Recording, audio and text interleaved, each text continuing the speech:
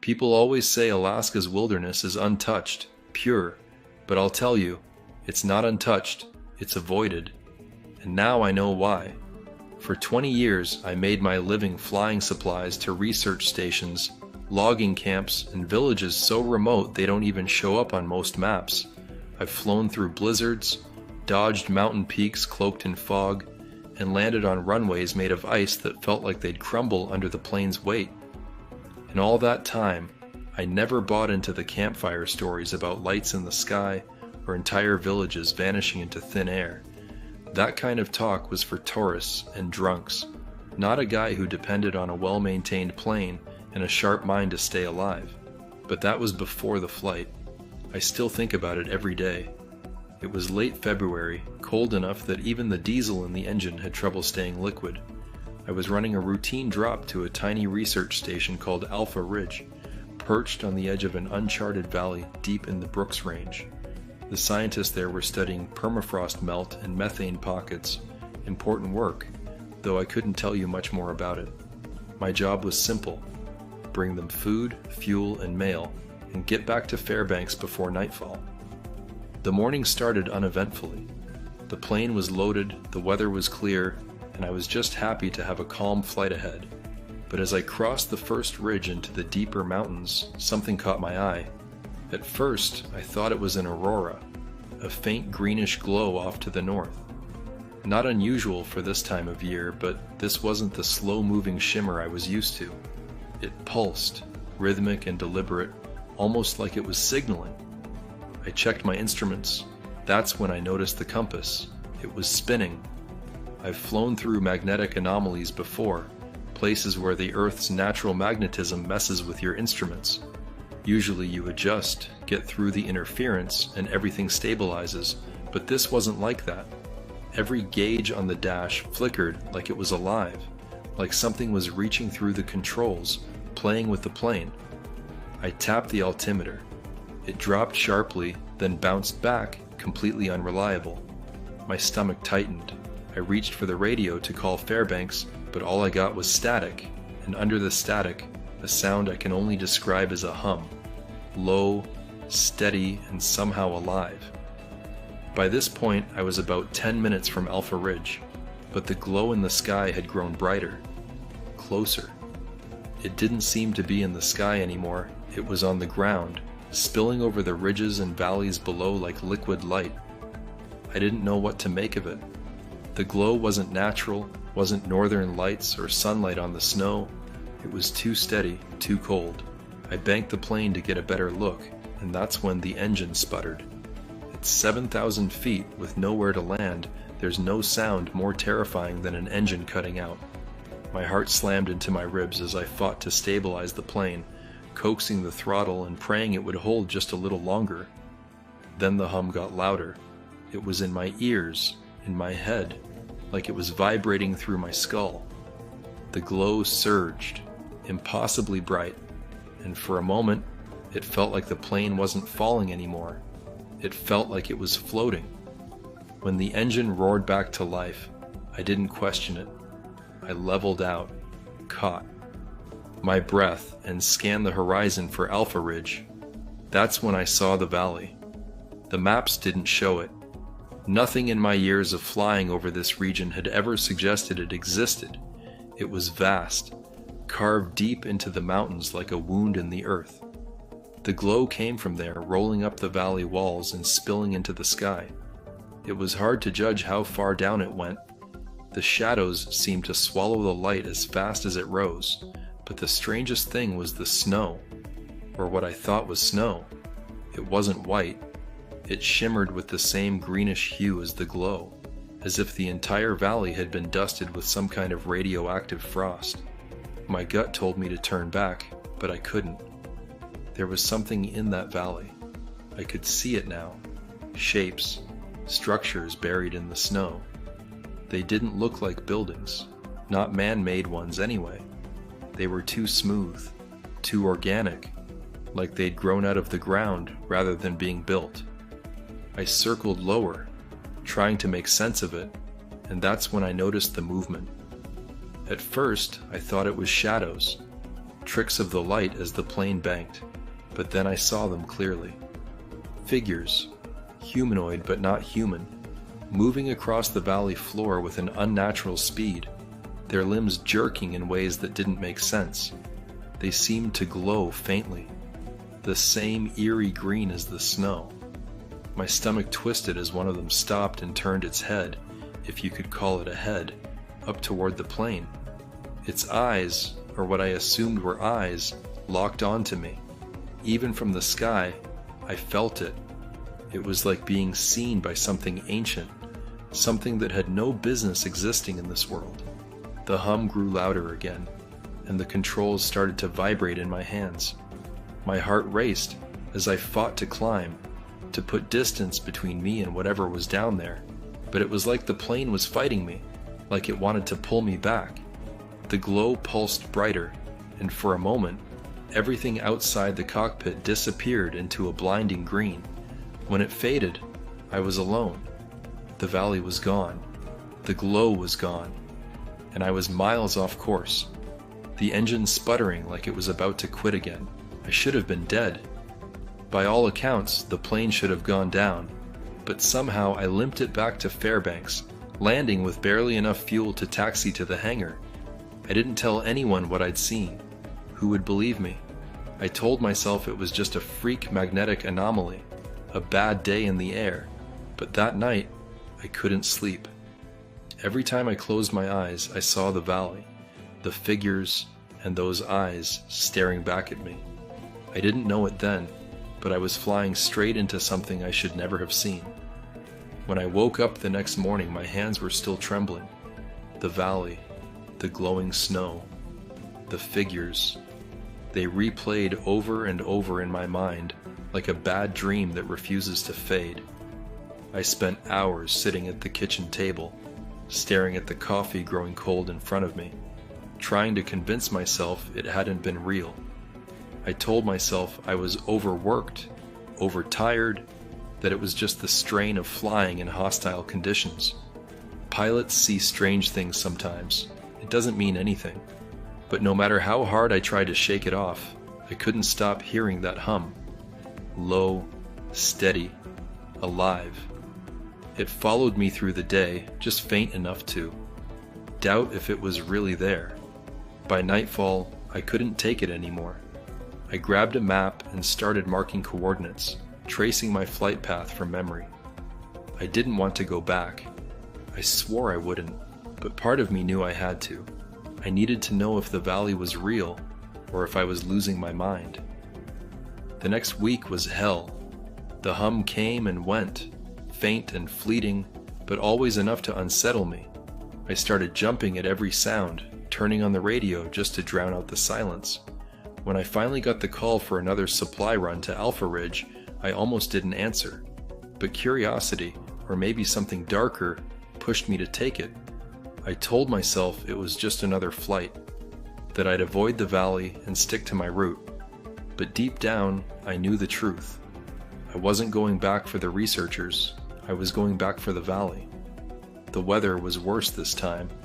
Heavy clouds rolled in as I approached the Brooks Range, blocking out the sun and plunging the mountains into an eerie twilight. Snow swirled around the plane, thick and heavy, muffling the engine's roar. I checked the instruments constantly, half expecting them to fail like before.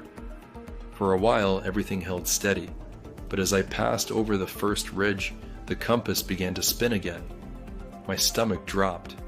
I gripped the controls tighter, scanning the horizon for any sign of the glow. The hum returned, faint but growing louder with every mile. It wasn't in the radio this time, it was in the plane, vibrating through the frame, through me. I should have turned back. Every instinct screamed at me to leave, to forget the valley and get out while I still could, but I didn't. I veered off course, descending toward where I thought the valley had been. At first I saw nothing but endless white, the mountains stretching into the distance like frozen waves. Then the glow appeared, faint at first but unmistakable.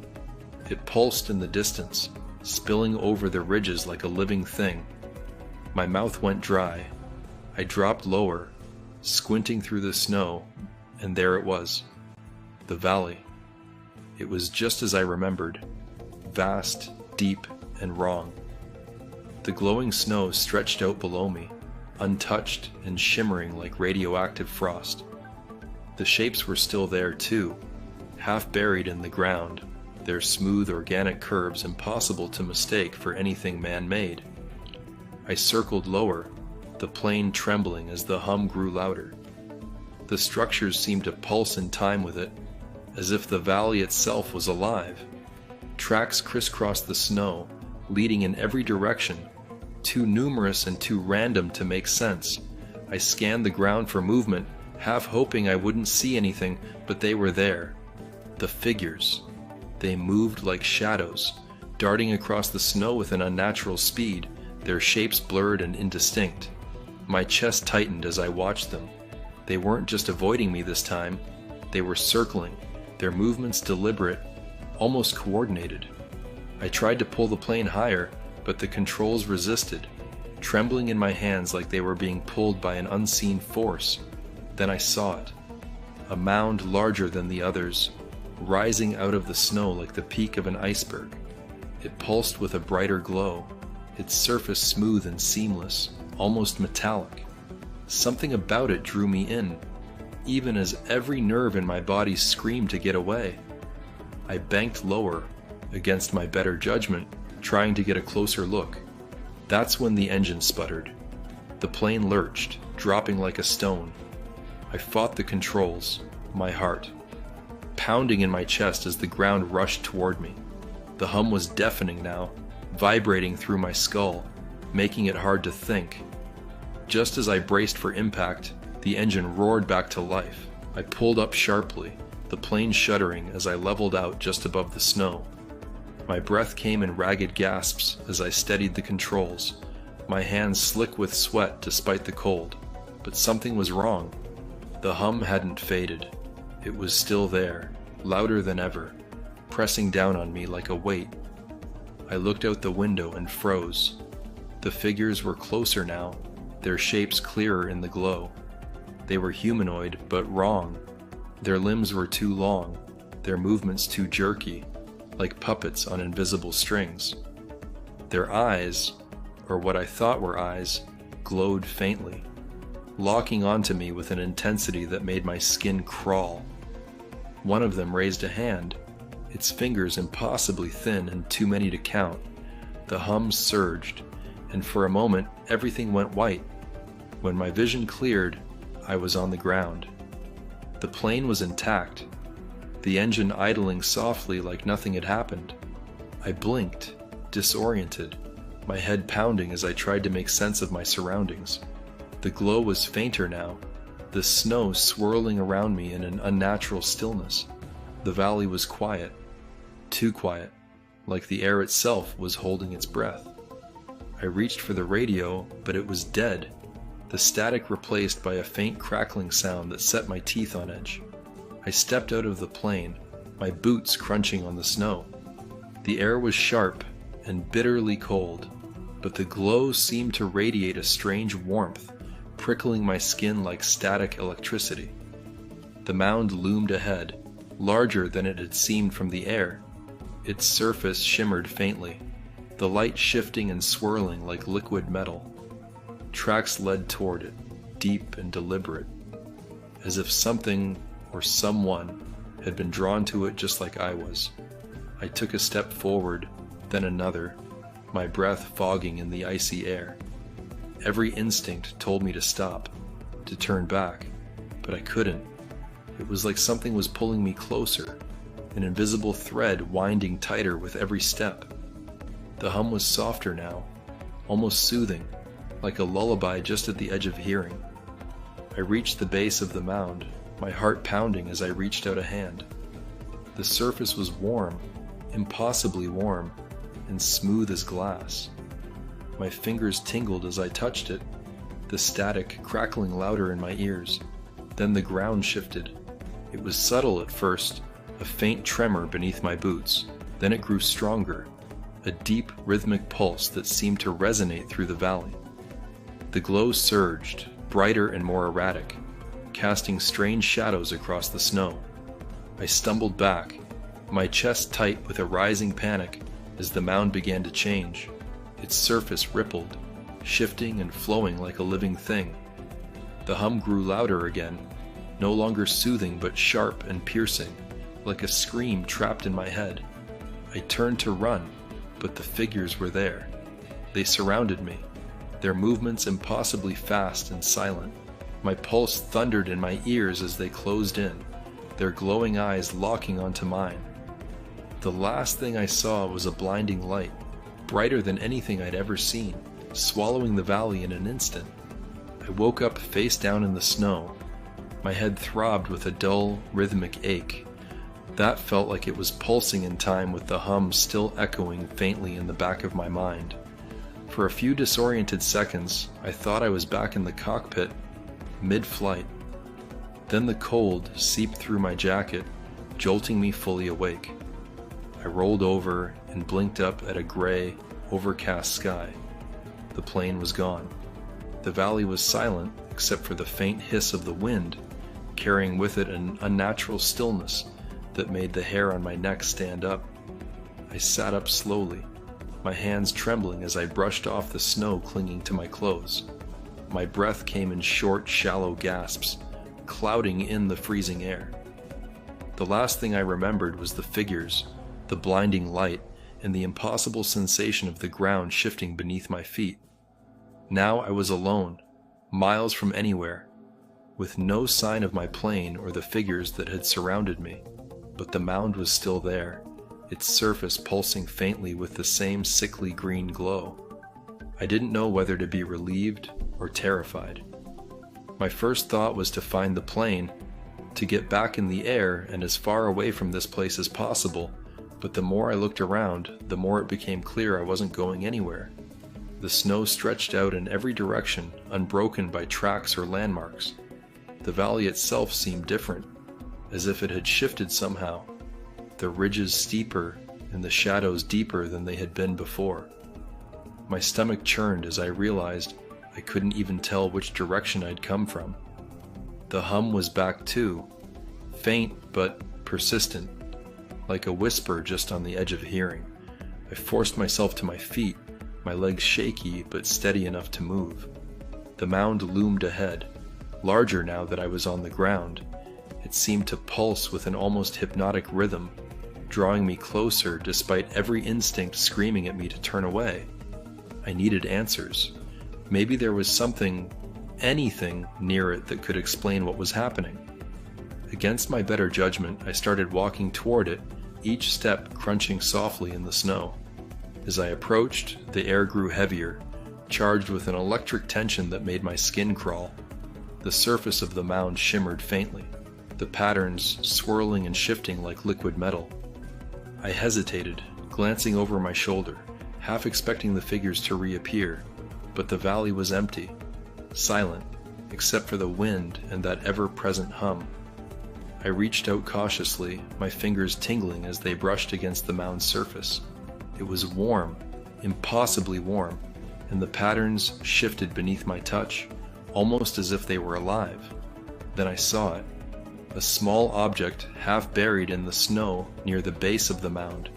It was metallic, about the size of a fist, and engraved with intricate patterns that seemed to glow faintly in the dim light. I crouched down, brushing away the snow with trembling hands. The artifact was warm to the touch, the patterns almost too complex to follow, twisting and spiraling in ways that hurt to look at. As I lifted it, a sharp jolt shot through my hand, like static electricity but deeper, resonating through my bones. The hum grew louder, and for a moment I thought I heard something else beneath it, a voice, faint and distant, speaking in a language I couldn't understand. My vision blurred, the patterns on the artifact twisting and shifting until they seemed to leap off its surface, burning themselves into my mind. I dropped it with a gasp, stumbling back as the ground beneath me seemed to ripple like water. The voice faded, but the hum remained, stronger now, almost angry. I turned to run, but something stopped me. A shadow moved at the edge of my vision, darting too quickly to be human. My heart pounded as I scanned the valley, my breath hitching in my throat. The figures were back, their pale, elongated forms barely visible against the glowing snow. They moved in jerky, unnatural bursts, appearing and disappearing like phantoms. My legs felt like lead, frozen in place as one of them stepped closer, its glowing eyes locking onto mine. It stopped a few feet away, tilting its head in a way that seemed almost curious. Up close, it was worse than I'd imagined. Its skin was smooth and pale, almost translucent, and its limbs bent at impossible angles, each movement accompanied by a faint, wet crackle. The glow in its eyes pulsed rhythmically, in perfect sync with the hum. My mind felt foggy, my thoughts slipping away as if something was pulling them out of me. I don't know how long I stood there, locked in that creature's gaze. It felt like hours, though it couldn't have been more than a few seconds. Then it raised one long, spindly arm and pointed toward the mound. The hum surged, and I felt a sharp pressure in my chest, like something was squeezing my heart. My vision blurred again, and for a moment, I thought I was going to pass out, but then the pressure released, and the creature turned away, vanishing into the shadows as quickly as it had appeared. I stumbled back, gasping for air, my heart racing as I clutched my chest. The artifact still lay in the snow, its patterns glowing faintly, almost tauntingly. I didn't dare pick it up again.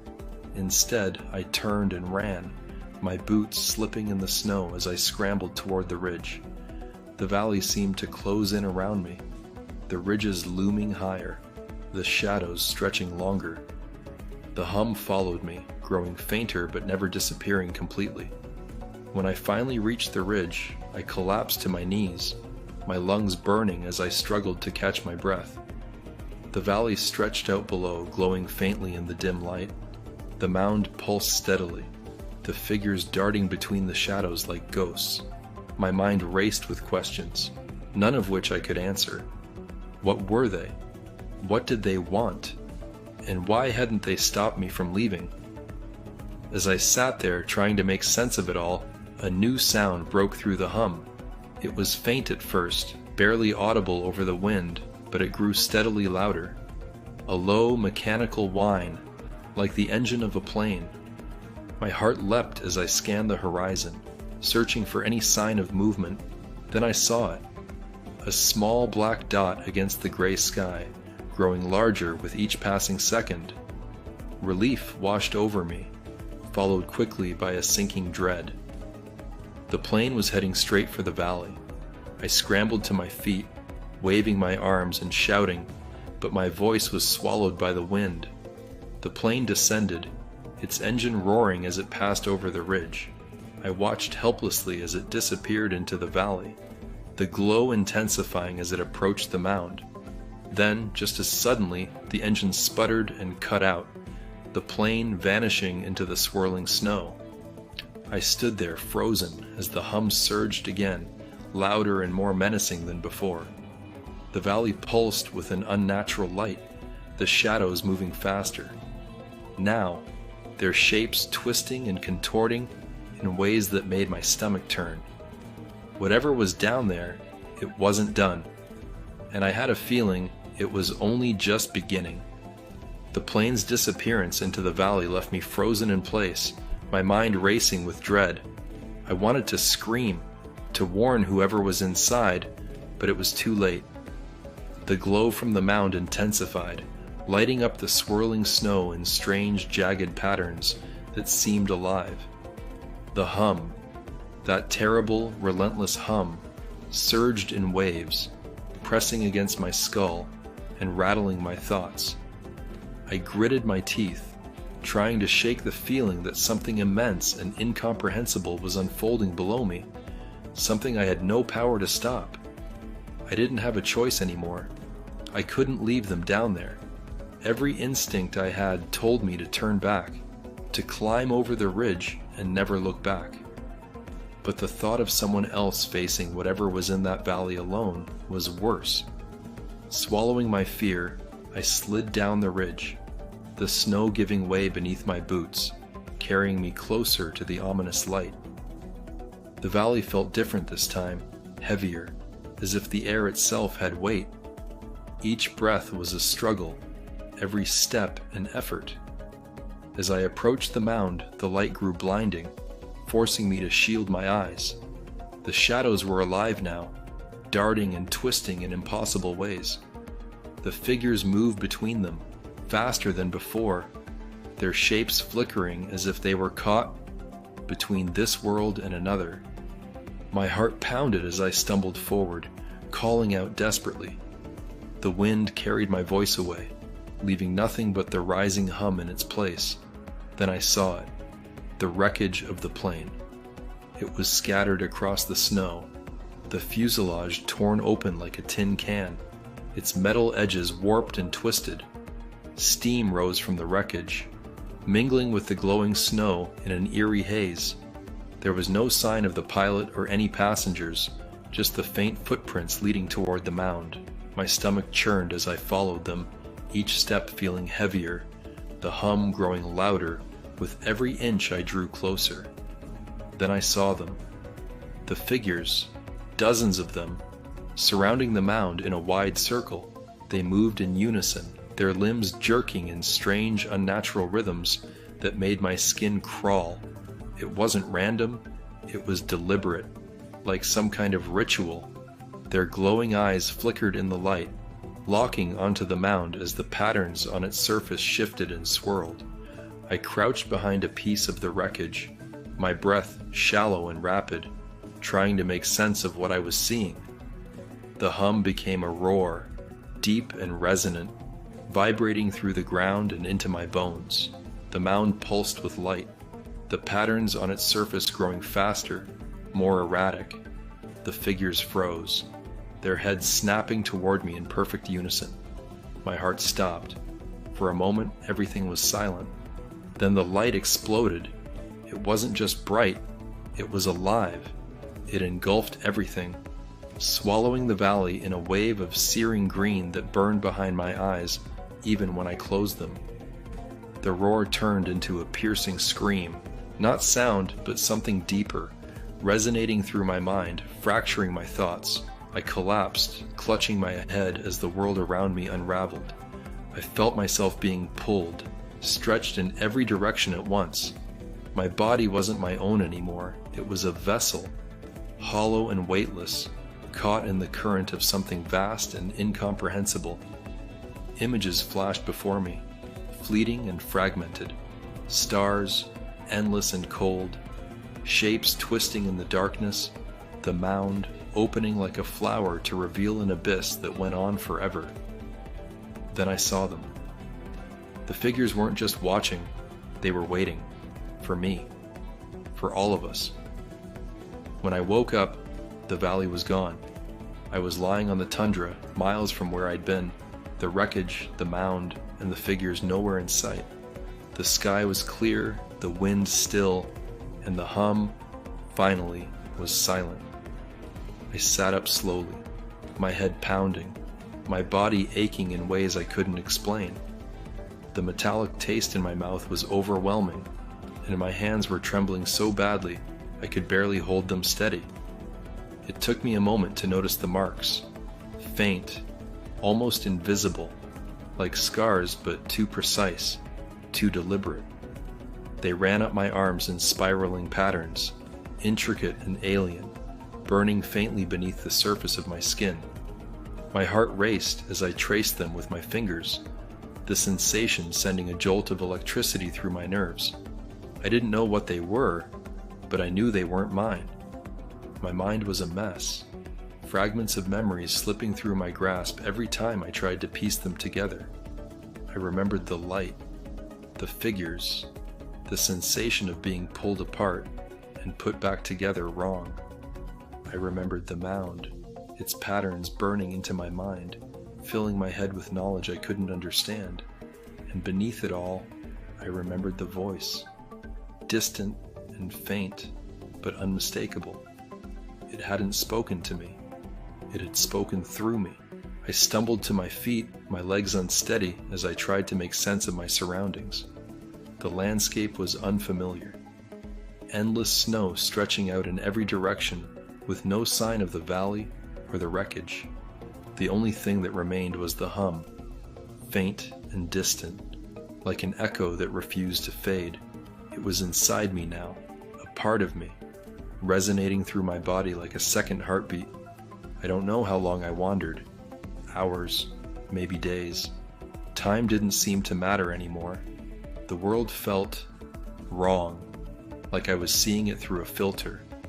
Everything sharper and yet more distant. The marks on my arms glowed faintly in the darkness, pulsing in time with the hum, guiding me in a direction I didn't understand. I wasn't in control anymore. Something else was. When I finally saw the lights of a distant town, relief washed over me, but it was short-lived.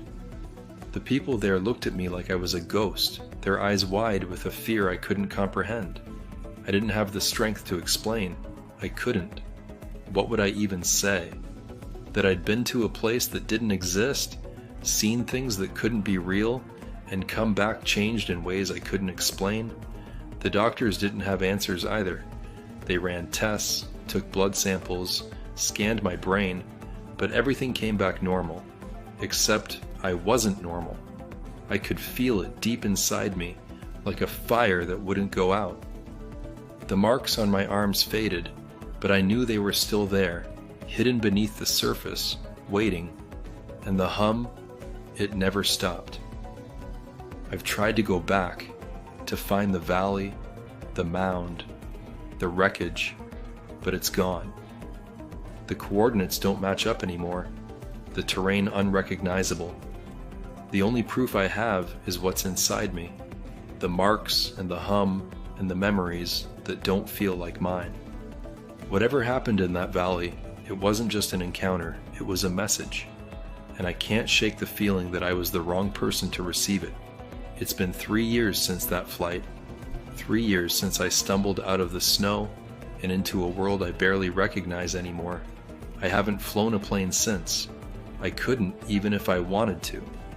Every time I hear the drone of an engine, my hands start shaking and my chest tightens with a fear I can't explain. It's not just the flying, it's what comes with it. The questions, the whispers, the memories that surface no matter how hard I try to push them down. I live in a small cabin outside Fairbanks now, off the grid as much as I can be. I don't talk to many people, and the ones who do come around don't stay long. They can sense it, I think, that there's something wrong with me. Something I can't explain, but can't hide either.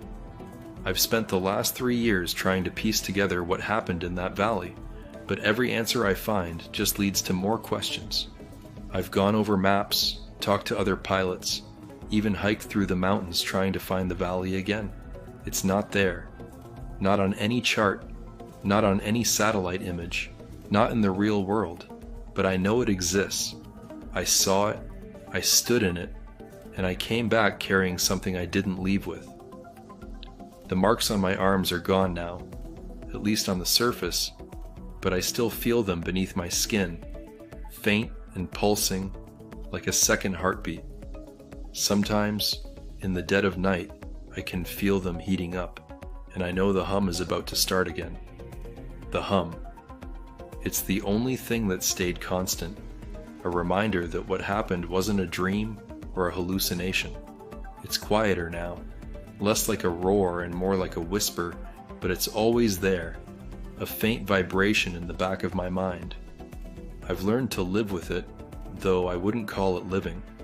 More like surviving, day to day, trying not to think about what it means or why it chose me. But the worst part isn't the hum, it's the voice. It's rare, maybe once every few months, but when it comes, it's like a knife cutting through my thoughts. It's not speaking to me exactly. It's more like it's speaking through me, using my mind as a conduit for something vast and incomprehensible. I don't understand the words. It's not a language I've ever heard, but I feel their meaning, and what I feel terrifies me. I've started keeping a journal, trying to make sense of the fragments the voice leaves behind. Most of it is gibberish, disconnected images and sensations, but some of it makes sense in a way I wish it didn't. I've seen the valley again, not with my eyes but in my mind, clearer and sharper than before. The mound isn't just a structure, it's a gateway, a wound in the fabric of our reality. The figures aren't aliens in the way we think of them. They're something older, something that doesn't belong in our world but isn't entirely separate from it either. They've been here longer than we have, watching, waiting, shaping us in ways we don't understand. And the worst part is, they're not alone. I've started connecting the dots, following the trail of strange disappearances and unexplained phenomena that seem to cluster around the farthest edges of civilization. Alaska is just one piece of the puzzle. There are other places like the valley, places where reality bends and the rules don't apply. The Bermuda Triangle, the Dyatlov Pass, the missing villages of Siberia. The stories all sound different, but the patterns are the same. Lights in the sky, strange sounds, people disappearing without a trace. I've even spoken to a few other pilots who've seen things they can't explain. Most won't talk about it, too scared or too proud to admit they don't have the answers, but a few have told me enough to know I'm not crazy. One guy, an old bush pilot out of Nome, described seeing a light so bright it burned his eyes, and when he landed, his watch was 6 hours behind. Another swore he saw a village full of people vanish before his eyes, replaced by nothing but empty snow and the faint sound of static. None of them stayed in Alaska long after that. I've tried to share what I know, to warn people, but no one listens. The government has a hand in it, I'm sure of that. I've been followed more than once, plain-looking men in plain-looking cars that vanish the second I try to confront them. My internet connection cuts out whenever I get too close to the truth, and my phone has picked up strange signals I can't trace. At first, I thought it was paranoia, but now I know better. They know what I saw, and they're watching, waiting to see what I'll do with it. I've stopped trying to figure out who they are. It doesn't matter. Whoever they are, they're not the ones in control. The real power, the real threat, isn't human. Sometimes I wonder why I'm still alive, why they didn't take me like they took the others. I think it's because I was never supposed to see the valley. Whatever the figures are, whatever their plan is, it wasn't meant for me. I was an accident, a glitch in their system, and now they're trying to figure out what to do with me. The hum, the marks, the voice, I think it's their way of keeping tabs on me, like a leash tied to something they can't quite control.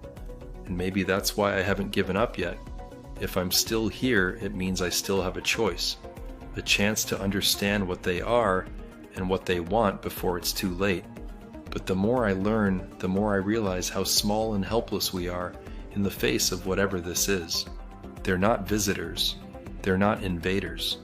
They're a part of this world in a way we'll never understand, and they're not going anywhere. Maybe Alaska isn't their refuge. Maybe it's ours. A place we avoid because deep down we know the truth, that we're not the apex predators we think we are, that we're just another species being studied, shaped, and controlled by something far older and far more intelligent than we'll ever be. I don't know what's coming, but I know this isn't the end. The valley was just a glimpse, a crack in the door. Whatever's out there, it's bigger than we can imagine, and it's already here. The real question isn't what they want, it's what happens when they decide they're done waiting. Hello, agents. Curious about the most famous and shocking UFO cases? My new ebook uncovers 51 encounters the government tried to hide. Find it in the pinned comment. And if you enjoyed these stories, make sure to subscribe, and there's another one waiting for you right here.